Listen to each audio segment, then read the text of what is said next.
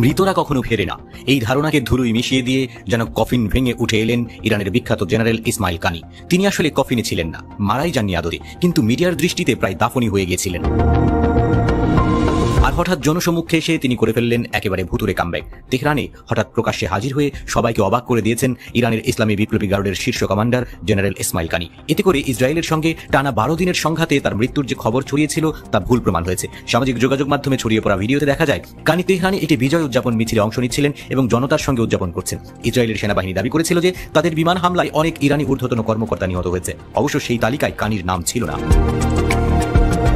এদিকে জেনারেল ইসমাইল কানির সম্মুখে আসার বিষয়টি প্রমাণ করে যে ইরানের সামরিক নেতৃত্বকে পুরোপুরি ধ্বংস করতে পারেনি ইসরায়েল। কানি ইসলামী বিপ্লবী গার্ডের কুদস ফোর্সের প্রধান। এটি ইরানের বিদেশি মিত্র ও সামরিক কার্যক্রম পরিচালনা করে। তার প্রকাশ্যে আসার বিষয়টি ইরানের দৃঢ়তা ও আত্মবিশ্বাসের বার্তা বহন করে বলে মনে করছেন অনেকে। অন্যদিকে ইসরায়েল দাবি করেছিল যে ইরানের অন্তত 10 জন ঊর্ধ্বতন কর্মকর্তাকে হত্যা করেছে তারা, যাদের মধ্যে ছিলেন গোয়েন্দা ও বিমান প্রযুক্তি বিভাগের নেতারা। গত 13 জুন প্রথম কানির মৃত্যুর খবর ছড়ায়। তখন ইরানের বিভিন্ন শহরে বিমান হামলা চালাচ্ছিল ইসরায়েল। মার্কিন সংবাদ মাধ্যম নিউ ইয়র্ক টাইমস বলেছিল ইসরায়েলের হামলায় কানি সহ আরো কয়েকজন কর্মকর্তা নিহত হয়েছেন।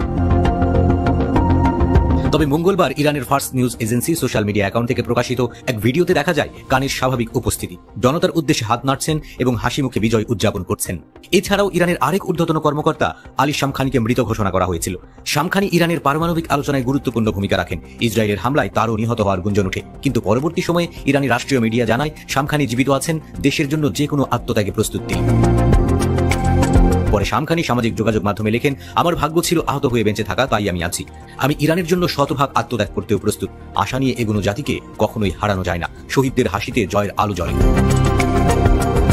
বিশ্লেষকদের মতে ইসলামী বিপ্লবী গার্ডের কুদস ফোর্সের প্রধান ইসমাইল কানি এবং ঊর্ধ্বতন কর্মকর্তা শামখানি প্রকাশ্যে আসা ইরানকে একটি শক্তি এবং স্থিতিশীলতার বার্তা দিতে সাহায্য করবে।